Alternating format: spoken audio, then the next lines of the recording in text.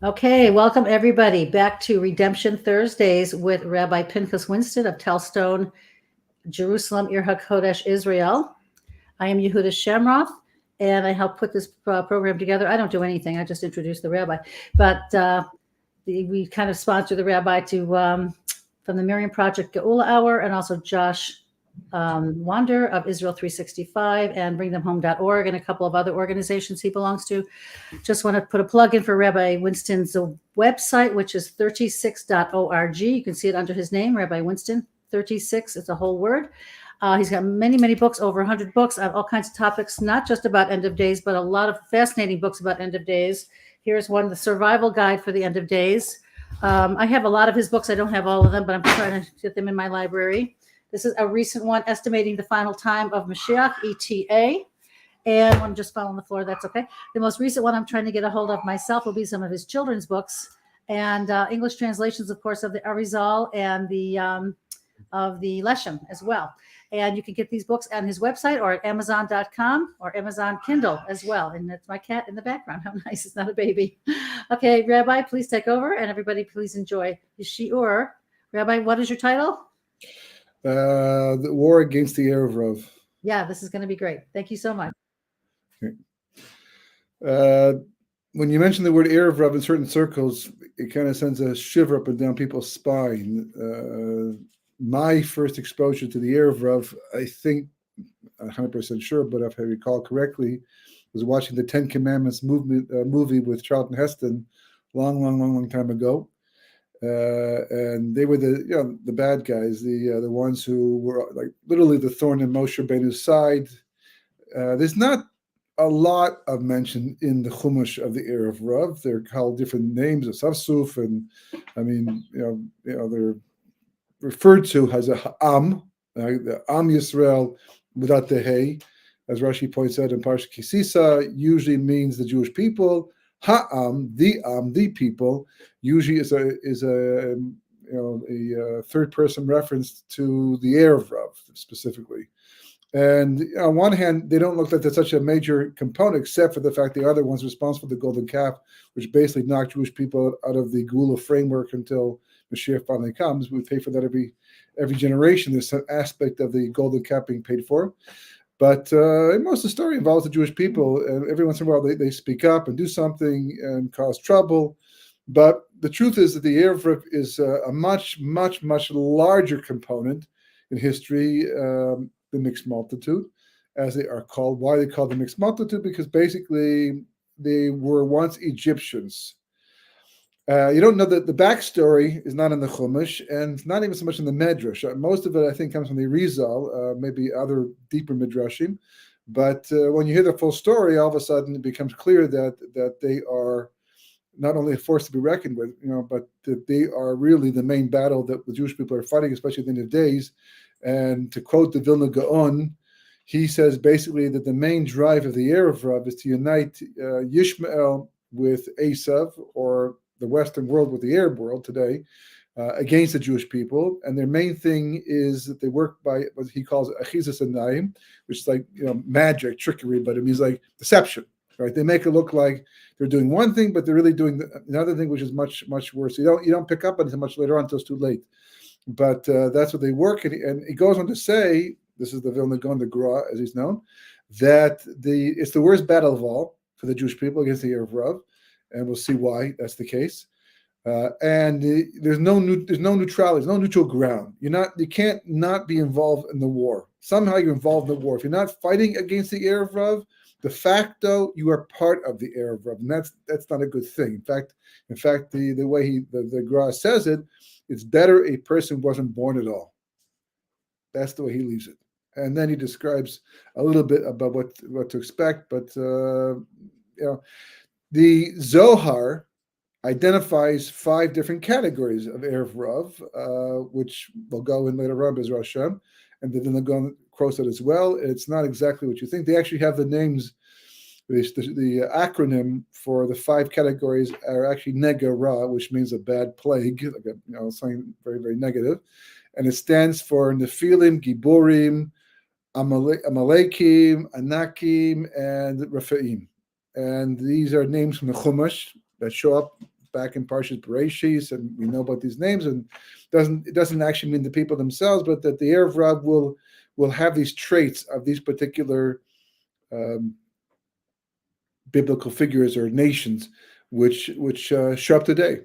Just as a sample, which is, when I finished reading the list for the first time, I became nervous because you start to wonder, well, do I fit into one of those categories? How do I know I'm not part of the Erev Rav? You hope you're not, but there's different levels. There are more mild forms of the Erev Rav, and there's more charif, more difficult forms of the Erev Rav, the most dangerous ones of all.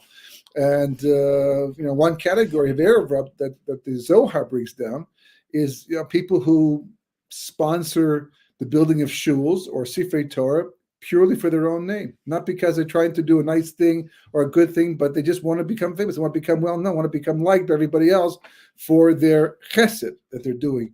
And that can be a category of Erev Rav. And that's pretty close to what may happen to a lot of people. You have to really check it out and make sure you have the proper intentions when you donate things and you give things. Now, it can't be for your own glory and importance. It has to be for the sake of Hashem and the Jewish people, for the mitzvah.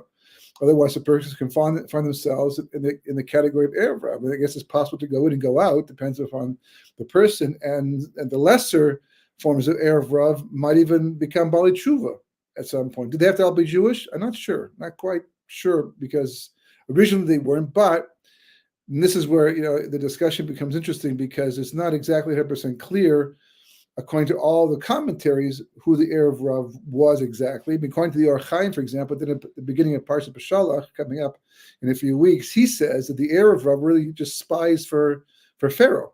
That Pharaoh knew, because don't forget, as you see in this week's Parsha, that Moshe first approached Pharaoh and said, we're going for 3 days. Doesn't seem to be coming back, by the way. But he says, we're going 3 days journey into the desert to sacrifice to God, because we can't do it in Egypt because it's an abomination to the Egyptians and they'll stone us. So therefore, we have to go 3-day journey, and Pharaoh wasn't born yesterday. And he suspected that they might, the servants who are enslaved, what is going to bring them back home again, or back to Egypt, not home, but back to Egypt. So therefore, he sent the Erev Rav along to cause trouble. And you actually see in Parshas Shlach Lecha, was it Parshas Shlach Lecha, right? That there's a call to go back to Egypt, and a couple of times they talk about how it's better back in Egypt, and the Erev Rav stirs things up and tries to get people to go back to under Pharaoh. That's what Pharaoh intended when he let the Erev Rav go along with them into the desert. They're just a way to make sure that he kept control of his possession even when he wasn't there. That's the Or Chaim. Others, did they convert? Were they actually Jews or not? So probably the definitive source on this discussion is the Arizal himself, Yitzchak Luria.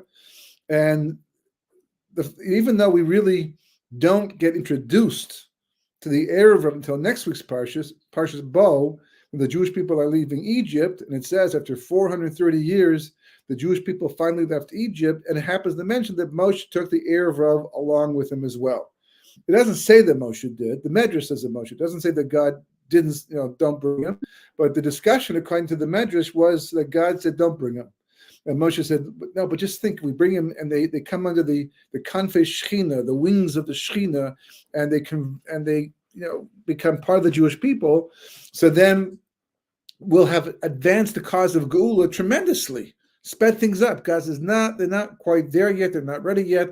Leave them. They'll be a thorn in your side. Moshe says, well, you tell me no. And God says, no, I'm leaving it up to you. And Moshe decides himself to take them up. Later on Mount Sinai, when Moshe is being berated by God because of the golden calf in the camp below, he says, your people, meaning the Erev Rav that you took out, they're your people, that they caused this problem. They ruined everything. They literally ruined everything. If the Erev Rav had not come out of Egypt, the Jewish people would have gone to Mount Sinai. It's clear. Received the Torah. We would have said Nasa v'Nishma. Nothing would have gone wrong. We would have gone to Eretz Yisrael 11 days later, and the redemption would have occurred. But all because of the Erev Rav. Moshe, who's the great leader saving the Jewish people, is the savior, and he's sacrificing his whole life, the entire time, for Klal Yisrael, for the Jewish people. And, he's the teacher of teachers. All the Torah comes through him. It's called Torah's Moshe, the Torah of Moshe. right? Yet his mistake, seemingly, is the mistake that explains why we're still in history, in the world the way it is right now. And history is the way it is at this time. And the Jewish people have suffered for thousands of years. That's what it seems like. Why was Moshe so insistent? Why did he decide to bring the Erev Rav out? Why was he so connected? I mean, any other person, any other leader would have said, who needs it? We already lost 4/5 of the Jewish people in Makas Choshech, the plague of darkness, who didn't want to go out. And they were a problem the entire time. With Das and Vaviram, they were Jews, full-fledged Jews, and they were a huge thorn in Moshe's side, and prickles in his eyes, and he was like all those negative things. Why bring them along, especially when you find out how many of them there were? In the end, 3 million Jews left. And according to the Arizal, there is 30 Erev Rav for every Jew. That would make 90 million Erev Rav. That's a huge number. And he doesn't seem to be exaggerating in the sense like, sometimes they exaggerate, not because they're exaggerating, but because they're making a point. Here it seems to be real. And even if it's 9 million, there were still more Erev Rav than Jews. But they weren't inside the clouds of glory. The clouds of glory only encompass the Jewish people. The Erev Rav were on the outside. And in Shar HaPsukim, the Arizal explains the differences between the Erev Rav and the rest of the Jewish people, how Moshe talked to them, how they treated them. And it turns out there's different nuances in verses where if you know what's going on, then you can see it's talking to the Erev Rav or the Jewish people. So it's a big discussion. It's a big thing, but no one really talks about it. I went to Cheder, for many years. The Erev Rav never came up in Cheder, not once. And in yeshivas, it doesn't come up. But the term will get thrown around, especially when talking about politicians who seem to be anti-Judaism, anti-Torah.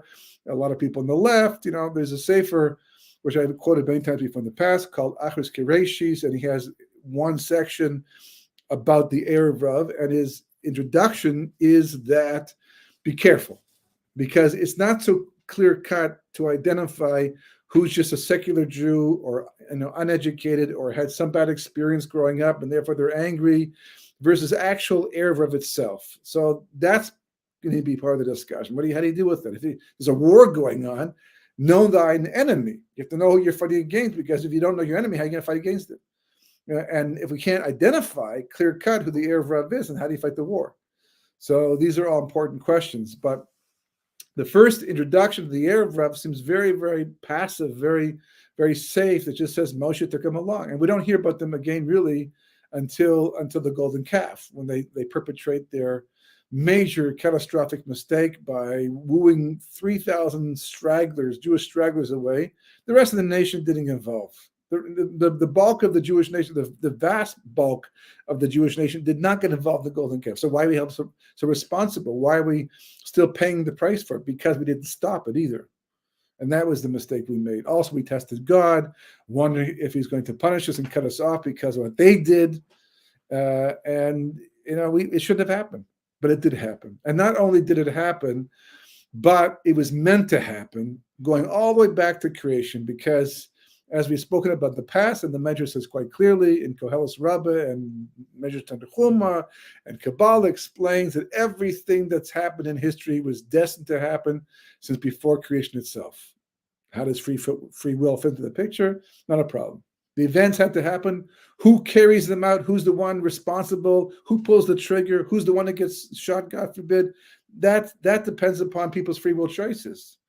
To be there, not to be. It's like an actor in a play, right? The screenwriter writes the play, puts down the names of all the actors. They have personalities and all the details, but he hasn't necessarily decided which actual real people will play those parts.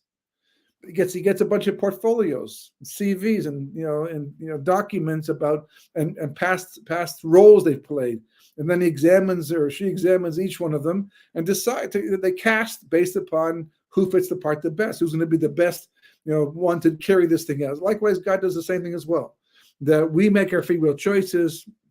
This discussion requires a lot more depth to it because it's not 100% exactly like that, but it's close enough at the time being to understand how free will can still work with predestined history. The history itself is predestined. The people, the roles they play, that is a function of free will. And that the choices we make based upon what we go through, what we experience, our background, our lives, our families, everything plays a role in affecting our decision-making process. And God evaluates that based upon what we were able to do and what we actually do in the end. Fine. So the golden calf was meant to happen, and all this was meant to happen, which means the Erev Rav was meant to be brought out of Egypt as well. And it just goes back and back and back. But the truth is, we actually have a very early introduction to the Erev Rav. We just don't know it. It's just not clear to us. You take someone like the Arizal to explain it. Although the truth is, I had this question myself for many years. I had no way to answer it. I mean, the truth is, we do answer it. I mean, the answer is actually more simple, but it doesn't answer all the aspects of the question. Why? Because it says in the Parsha, back in last week's Parsha Shmos, after it tells us that all the Jewish people, all the brothers, Yosef and his brothers had all died off because the actual oppression could not begin until after the death of Levi, who was the last surviving brother. Because as long as there was somebody still connected to Yosef, who was a reminder of the good that Yosef did for the Egyptian people, it was kind of hard to oppress his descendants. But once Levi died off, so then there was no connection anymore to the family, and that's when Vayekam el-Chadash, a new Pharaoh rose up. And I just want to take one moment to talk about that verse, because that's a big verse in a lot of Meforshim, but historically it's an extremely important insight, because when I was a teenager, I was taken to my parents took me to kind of a film festival. It's kind of hard to call it festival because it was nothing festive about it. But basically it was Nazi propaganda films. They were produced by the Nazi himself. A lot of them were when he was talking to stadiums filled like 50,000 people at one time. And I wasn't really interested so much in things like that at that stage of my life, but it was mesmerizing. I mean, I was like my body was like so, it was so eerie. It was so, literally it stayed with me after, and like 50 years later, it's still in my mind because it had such an impact on me. And what was so impactful was the fact that one man could stand up in front of 50,000 people, and through his speech and the words and the way he spoke them, could literally bring that many people together and put them all on the same page, and not a nice one, to become, the German people themselves have a certain nationalism built into them that he played off of. Not everybody has that same sense of nationalism, and not even today. But they did, and they certainly did at that time, and he built upon that. But it was incredible. I mean, that's what I walked away thinking to myself. It's incredible that one man could get up and galvanize so many people to do such horrific things. And the truth is that Rav Shach Tzitzal, one of the Gedolim, the great rabbis of our generation, but he passed away several years ago already. He once came to speak at Eshutar. I was not there at the time. It was before I was there. I was told that he came to speak. It was a very rare occurrence for him to do that type of a thing. And spoke in Hebrew, of course. And he came and he was saying he had outreach and how important it is. And he was saying that what you learn from the Holocaust. You learn that if one man can kill 6 million people, be responsible for the death of 6 million people like that, then one man can actually give them life. One man can actually make car with it. One man can bring the Jewish people back. So don't underestimate the power of a single individual. Now, there's a big difference. The big difference is that he was talking to their Yetzer Hara. It's much easier to talk and galvanize people if you're talking to their Yetzer Hara, because that's the fun of life. That's the all the excitement in life. When you talk about doing Kiruv, you're talking to the Yetzer Tov, and most people are not even in touch with the Yetzer Tov. But on the other hand, you get a lot more Siyata D'Shmaya. Goes into outreach knowing that God will help you be successful, even though you're selling something that most people don't want to buy. But miracles happen. But the idea is a single individual can have phenomenal impact on a lot of people. And one of the reasons why we have been stuck a lot of times in nations and countries and did not get out, even though the anti-Semitism was quite bad already, was because it wasn't organized. There was no one there. It was isolated. There was attacks, and there was things taking place here, different place, but it wasn't organized, and therefore the full brunt of the blow of the anti-Semitism wasn't felt yet. Until a person comes along, the Torah is telling you the Yakam Melech Hadash. He changed everything. One king, some say it was the same king with a different opinion, but one leader gets up and he can galvanize a whole nation overnight. The situation changes. So don't look at America and Canada and England and Europe and say, well, there's a lot of this. Everywhere it's not really organized, per se. Don't go places where it's known to be dangerous. It's a mistake. It takes one leader to show up, and God takes care of that. That's what the Medrash says. There had to be a Mordechai, there had to be a Haman, there had to be an Achashverosh, there had to be a Nebuchadnezzar. God, he's already in the works. The leader is there in the wings, waiting for God to call upon them and do their thing. And once they show up, boom, everything overnight. So if you're seeing this, you're seeing warnings that Semitism increasing, you have to get nervous. It's like going outside, with an umbrella with lightning flashing all over the place. Yeah, it's true that the chances of getting hit by lightning are very rare, but people do get hit by lightning. If you're carrying an umbrella with a metal top, certainly your chances to come to the mountain, but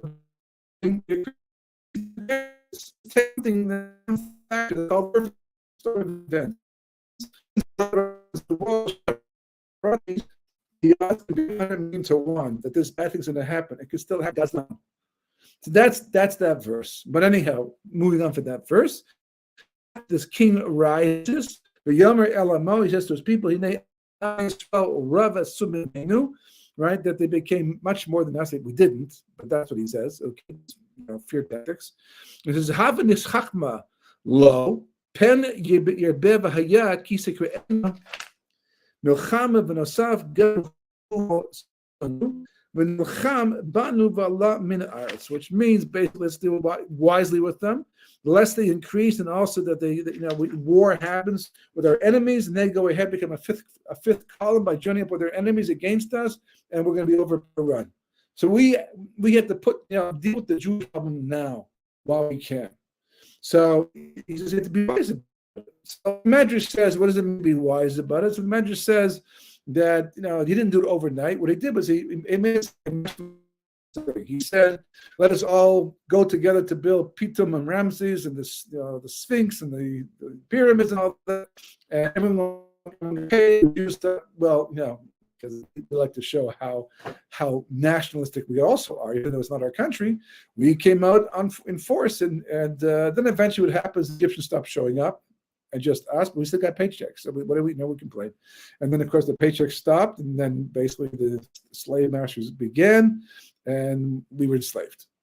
And it was a chachma. It was a trickery. It was not like good chachma. It was deceptive.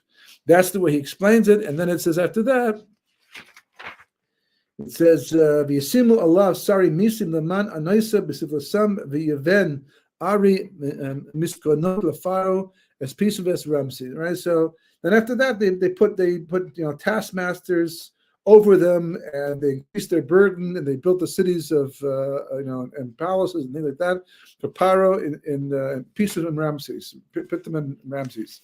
Right? That's what it says. So there's nothing really illogical about the progression of this psukim. Let's deal wisely with them, and then it says that we put taskmasters over them. So. The first time you read this or you learn this, the first 100 times, they started off, doing this with wisdom and trickery, like the Medrash says, and then they eventually put taskmasters. What's the problem with that? So the way that the Rizal learns it is not like that. The Rizal says, no, you don't have to say there's nothing wise about putting taskmasters over an enemy. You just round them up and just do it. This is what the Germans did. They showed up in a town in a city. They just rounded everybody up and they did what they wanted. They didn't do it with any real chachma, wisdom. I mean, they had their methods of madness with what they did, but nonetheless, it's not the same. Wisdom implies let's do it in a very careful, cautious way, and to achieve a different result that otherwise we wouldn't be able to achieve. And then after that become enslaved. The Rizal says that the reason for both psukim is because the first pasuk is not talking about the Jewish people. The first pasuk is talking about the Erev Rav. And Paro is saying, let's deal wisely with the Erev Rav, but the Jews, enslave them. We don't have to worry about them. They're there for our benefit, for our good. And we need to protect ourselves against them.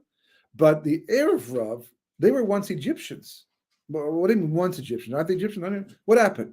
So the Rizal explains that on their own, Bnei Yaakov, they came down to Mitzrayim with Yaakov Avinu, and they were impressive. People saw the way they lived. There's a certain spirituality to them.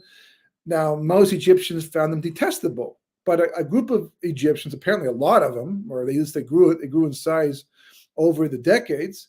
They liked what Yaakov was like and the family was like, and they identified with them, and they moved next door. They moved close to Goshen. They set up their homes and houses, and gradually moved away from Egyptian lifestyle towards Bnei. There's no Jewish people yet, but towards Bnei Yaakov lifestyle of the forefathers. And they seemed to be sincere. No one told them to do it. There was no benefit. There's no pension that they picked up because of it. There was no, if anything, I mean, they all had bris milah because of the food shortage back in Yosef's time. But the only reason for them to do it was because they liked what they saw and they liked what they experienced. Maybe they believed in the world to come too, and they saw the ridiculousness of all the Egyptian gods that clearly were not gods. So they moved away.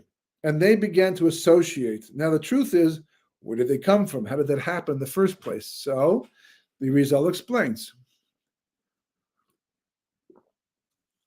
that there's a reason why Yosef chose to do bris milah on the Egyptians, right? Remember back in Parshas Miketz, they come to Paro. Doesn't in the Chumash. Rashi explains it. They come to Paro and say, "Give us food." And Paro says to the people, go to Yosef. He's the one in charge, right? He told you to prepare and to put food. We did put food away, but it all rotted, right? So now why don't you go to Yosef and get food? Because he's making the most incredible request on all of us, and that is we do bris milah. All the men have to do bris milah. So Paro says, listen, he probably cursed your food that it should rot, that we shouldn't lose our food that he's watching. Do what he says. If he wants you to do bris milah, do bris milah. So they did. The Egyptians all did bris milah. A weird thing, seemingly. Why would Yosef make that demand? So some say because this way, when the family came down, there'd be less of a distinction, a difference between the Jewish people and the Gentiles. As Emma says, it was completely wrong, should have happened. It seems like a strange, bizarre thing. So the Rizal says, no. How old was Yaakov when he came down to Mitzrayim? He was 130 years of age. The Torah makes a point of telling you that. He died at 147, but he spent 17 years in Mitzrayim. And when he came down to Mitzrayim, he was 130 years of age. How old was Yocheved when she gave birth to Moshe Rabbeinu? He was 100. He was just born. She was 130 years of age. She got back her youth once again, and the Rizal explains how that happened, right? Just like by Sarah Menu with Avram and Yitzchak, right? But she was 130 years of age. Is that number incidental, or is that number specific? So he explains, it's actually very specific. And where? Well, the truth is, for this you can go to the Gemara. The Gemara says in Eruvin on 18b, Yud Ches Amud Beis, in Gemara talk, right, that Adam HaRishon, after he was expelled from the Garden of Eden, he wanted to make amends. Now, he couldn't fix everything up, that's clear, because even though he did full tshuva, we did not go back to the Garden of Eden because the damage was done on such a high level, he couldn't fix that level. That's not going to happen till after until you must have mashiach and onward. But he did as much as he could in his lifetime, and he did a significant amount of tshuva. How long did he fast and do tshuva for? 130 years. 130 years. If I can do tshuva for 2 weeks, that's already a lot of time. So, a couple hours, pushing, it's long, it's tiring. It's 130 years of doing tshuva, fasting. I guess he ate at nighttime, like they do those short fasts. I don't know. Maybe it was a miracle, but that's he and Chava together. They both, separately, they did tshuva for their affair. Why 130? So that's Kabbalistic, because he did this. The chet damaged the spheros. What's a sphera? Different discussion. You can look up today. You can look up online Wikipedia. Look up sphera. It'll tell you what a sphera is. But it's the components, the spiritual components of creation. So he damaged 5 of those. There's 10 altogether in every unit. There's 10 spheres. And he damaged 5. We call the gevuras, the not the chesed, but the other side. The gevuras, the strong, the ones that create judgment and even the ultimate source of evil in creation. And each sphera corresponds to Hashem's name, Yud Ke Vav Ke, which has a gematria numerical value 26. Yud plus Hey plus Vav plus Hey is 10 plus 5 plus 6 plus 5 equals 26. So altogether, Adam damaged 5 spheres of 26. 5 times 26 is 130. So therefore, to fix up the 130 damage he did, he fasted and he did tshuva for 130 years. But like a lot of things in life, you make soap, for example, right? There's all kinds of pollution that comes from soap factories. I don't know if it still does today. Once upon a time, they used to sit by a river and dump all this waste into the river while they made the soap. You think, like, on one hand, you're making soap to clean people, and you're killing them by polluting their rivers, right? Everything in this world seems to have a byproduct. Even the good things seem to have a byproduct that might be negative. Food, for example, right? Is you eat an apple. An apple is like food. Look at the apple. It's all food. It's all food, right? It's beautiful. It's like green or red, whatever. And there's fiber and there's apple, inside. The seeds, okay, the seeds are not so edible, but they're going to be planted anyhow, and you need them, so they're beautiful in their own right, their own way.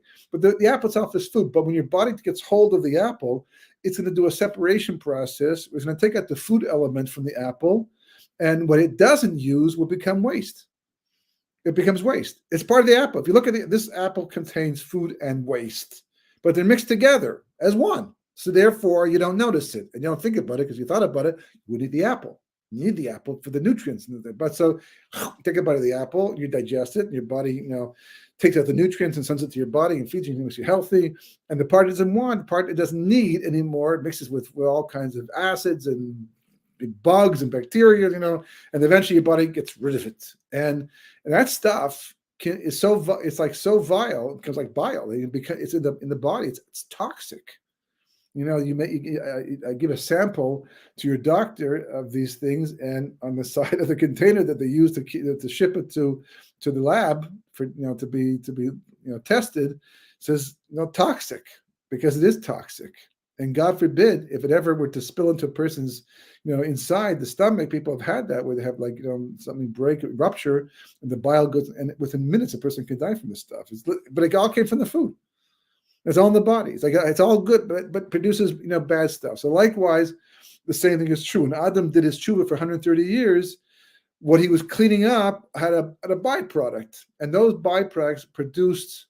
I'm leaving some details out of here, but you can look for yourself in the Gemara or the Rizal. And those byproducts, which by the way is translated into English if you're interested on Amazon, Sharp Sukkim, the Gate of Verses by the Rizal, and the byproduct, according to the Gemara, created 3 types of negative souls, which we might call even demons or shadim in Hebrew, but they're really damaged souls. That's the bottom line. They're called shidim, richim, velili. They're not going to ring a bell unless you saw the Gemara already or heard this before. But there are 3 types of damaged souls, and they came out over the course of the 130 years. So he did his tshuva, he got fixed up, which is why he gave birth to Shais after 130 years, because after 130 years, Seth was able to be born pure of whatever spiritual impurity he picked up from the snake and the sin that he did back in the Garden of Eden. So, but he left behind, waste, so to speak, was all meant to be. It wasn't an accident. This is all part of the process. Just like the eating maize das tova ra is also part of the process. And that you can read about in the Leshem translation. But this waste product had to be rectified. It's one thing for the body gets rid of unwanted food. It just dissolves or decomposes in the ground and it's gone. That's its tikkun. It goes back into the food cycle once again after that. But when it comes to these souls had to be rectified. And that's the beginning of their journey. Their journey basically begins after the 130 years. And I'm not going to go through all the details right now, but the result does. How they come back in the first time as the generation of the flood, and they all get wiped away. And it has to do partly with how they came into existence. I mean, you read the story, it's just a bunch of people who seem to not get it right. They made a mistake about life, and they didn't believe, didn't trust, and Noah was trying to warn them. They're not listening, still not listening, so it's after all this time. And it goes, and we move on. There's all washed away, except for Noah and his family. We start all over again, right? Still, we can't get it right. There's Dora Flugga, the generation of the dispersion. They're building a tower now to plug the holes in the Shemayim because they don't want another flood, right? And Avram's walking around saying, no, still getting it wrong. And of course, God comes down and he disperses them, and they go different places, and that's kind of wiped away, and they come back, and again, it's just like man not getting it right. Well, no. These are the souls going through reincarnations as part of this ongoing thread of tikkun, rectification, going back to Adam Rishon with his tshuva. Now we have these souls traveling through history. To make a pretty long story short, they show up again in Mitzrayim, in Egypt. And apparently Yaakov and the family knew about this, including Yosef. So we don't know, we're thinking, rectify the world. That means basically become a nice person, fix yourself up, fix your family up, fix your community, fix the nation, then fix the world. And everyone becomes nice people smiling and saying, serving God. End of story. Yeah, that's 100% true. That's what we're doing. But the backdrop to all that is something that no one even knows about. It's like having a virus, God forbid, running amok amongst the nations and not even being aware of it. And it's killing out, you can't cure it and stay healthy and survive, but you don't really see what's causing the problem. It's very hard to work that way, if at all. And this backdrop of the Erev Rav is not just in Parshas Bo, and not even just in Parshas Shmos. We're joining the story of the Erev Rav well into progress. So what does that mean? Because the Rizal says eventually, and he even shows how, what the Jewish people undergo by being drowned in the river has to do with the souls of the time of the flood. Building, Piptim Ramses and the slavery to build the pyramids and all that goes back to the Tower of Babel, Migdal Babel, and what they did back there. So it's all tikkun for all this long history that goes on until Mashiach comes. Because the Rizal says that everyone comes back for a curtain call. In the final generation, Dor Basra, which we're well into for sure, the Gemara says a long time ago, right? It says Moshe Bennett comes back, he's going to be Mashiach. That's no. And the Erev Rav, Dor Midbar comes back, the generation that Moshe took out of Egypt, they come back too. The souls come back, and the Jewish people at that time. Maybe we are one of them. Who knows? And also he says the Erev Rav comes back too. The mixed multitude also comes back. So you can be born. You don't have to descend from the Erev Rav to be Erev Rav. You can get a soul, an Erev Rav type soul, and that will make you into an Erev Rav person. You can grow up in a family that's completely religious. Everybody else in the family is following Torah right down to the last letter. And this one child becomes an Erev Rav. Rahman Itzlan, it shouldn't happen to anybody because of the soul that they got. And this is something that goes back all to Mitzrayim. So the Rizal says, that generation, that the Jewish people were enslaved. So one part of those damaged souls that came back as Bnei Yaakov, and they were rectified. They left whatever tshuva had to be done, whatever rectification for what Adam created was already done in those souls that were born into the Jewish people. The ones that were not completely rectified came back as Egyptians. And Yosef understood this. And he knew that not doing bris milah, by having the foreskin, which represents a tremendous blockage from a spiritual point of view, they wouldn't know who's who, which Egyptians were the ones that had to be fixed and which ones were not. So the moment that he had bris mili, he looked at the hashgacha pratis, the divine providence, and said, "Why would God bring this famine and put me in power if not for me to further the cause of fixing the Erev Rav, or at least these souls, not yet killed Erev Rav yet, right?" But so he said, "Okay, let me take advantage of my position for good, and I'll do bris mila on everybody." And he was right, because the moment he did that, all of a sudden, a group of Egyptians began to gravitate towards Yaakov's family. And Yaakov came down at 130 years of age because that was to indicate that he was going down to Mitzrayim to finish off what Yosef had started, to fix these souls, because when these souls are fixed one way or another, either they're gotten rid of from creation or they do tshuva and they get fixed up, Mashiach comes. Mashiach will not come while the Erev Rav is still Erev Rav. And after he comes, there'll be none left, because there'll be no evil left in any way. If a person once was Erev Rav, it's going to stop being Erev Rav. If that's his merit, that's his schus. So Yaakov came down already long before Parshas Shmos. There was already the concept of these Egyptians evolving into kind of like converts, and as Arizal explains, Moshe Rabbeinu actually converted them all.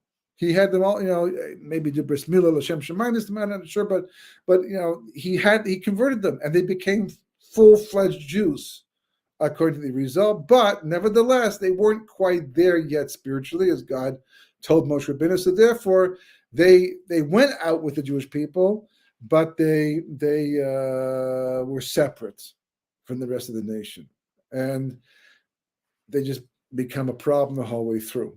Because obviously it was meant to be. I mean, as much as we can say, if only Moshe hadn't, if only we had, and all these things like that. But as the Medrash makes perfectly clear, everything that happens was nigzar. It was decreed. And not only was it decreed, but all the whole computer program for history that explains why there are holocausts and pogroms and crusades, and why bad people prosper and good people suffer, and vice versa. All these, all the explanations that we want to know to explain history and make it make sense to us, like it makes sense to God.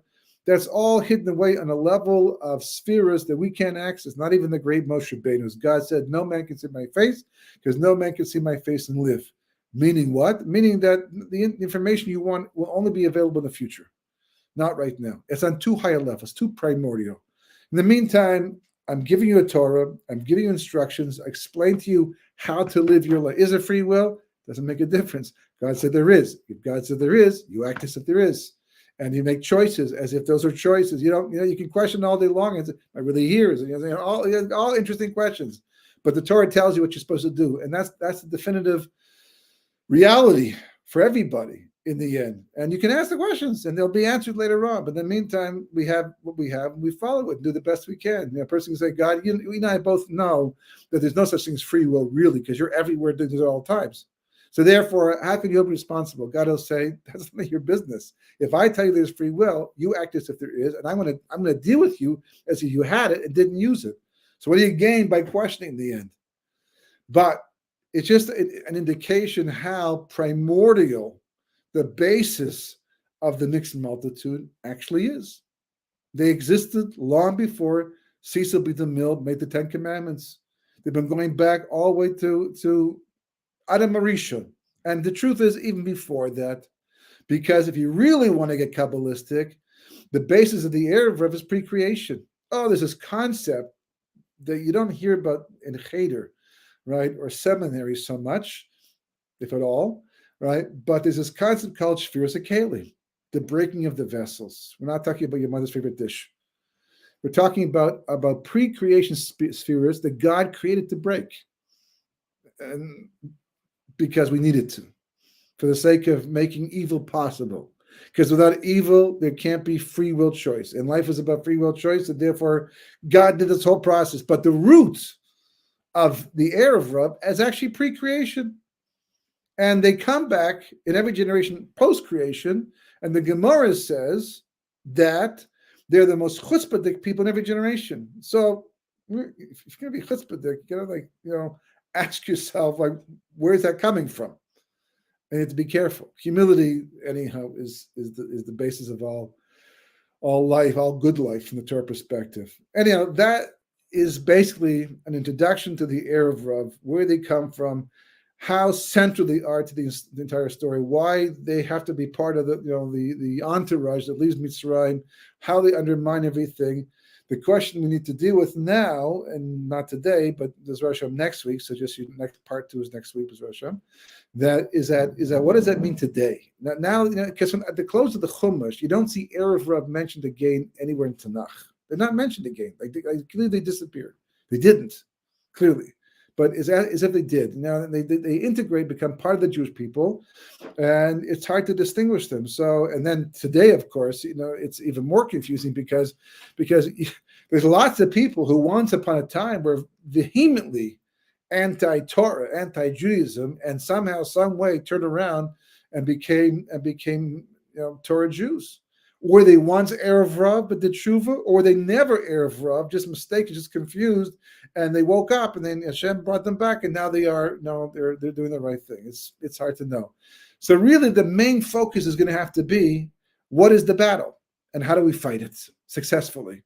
Because as the Arizal points out elsewhere, that when it comes to the klipos, when it comes to evil, you don't have to attack it straight on.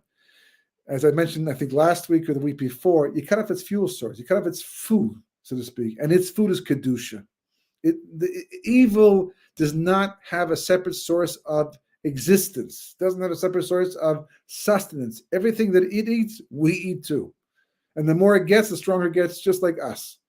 We're talking not physical food, we're talking sparks, lights, So you have to cut the sparks off. If you deny the klipos the sparks, and there's a specific way to do that, then they will die on their own. They'll just die off. And even historically, you find this a lot of times, that movements that seem to be growing the wrong direction from an anti-Torah way disappeared on their own because they got cut off somehow. Just didn't work. Even in politics, this is quite a few times this has happened. So we'll talk about this, Rosh Hashanah, and go into more detail, God willing, next week. Have a wonderful Shabbos.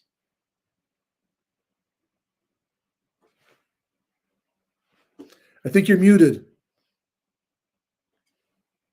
Thank you. That was a great introduction to the mixed multitudes, otherwise known as the Erev Rav, and we're looking forward to part 2 next week. And I don't think it would be a problem. I think everybody would welcome it. In fact, if you did a couple of shirim classes, especially on describing the Sfirot and some different Kabbalistic terms that maybe aren't familiar to too many people.